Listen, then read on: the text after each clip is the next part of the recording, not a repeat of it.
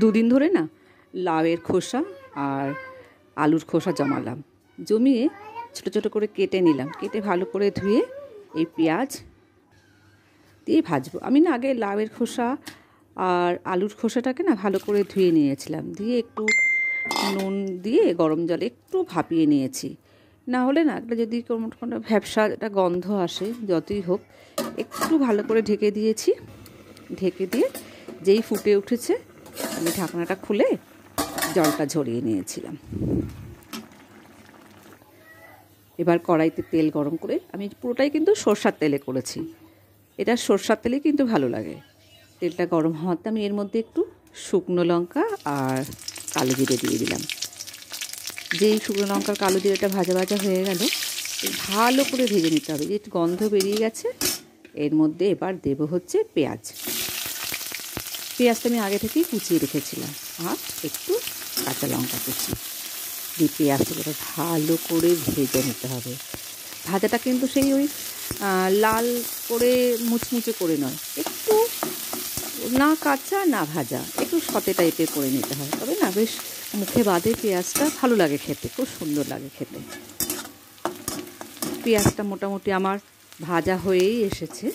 এবার আমি সিদ্ধ করে রাখা লাউ আর আলুর খোসাটা দিয়ে দিলাম।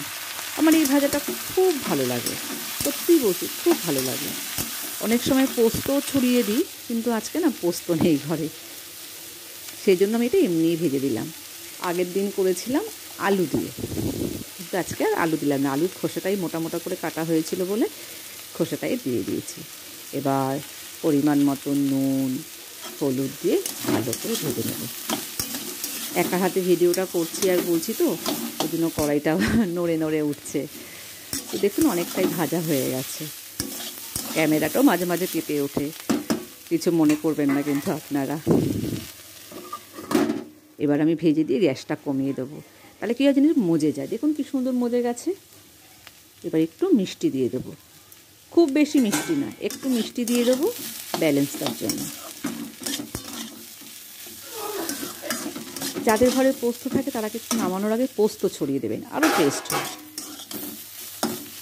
প্রায় আমার হয়ে এসেছে, দেখুন কতটা ছিল ওইটুকু হয়েছে।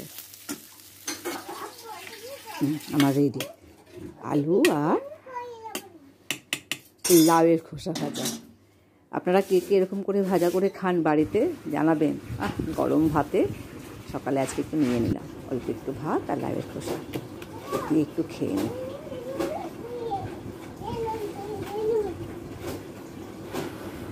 না ঠিকঠাক।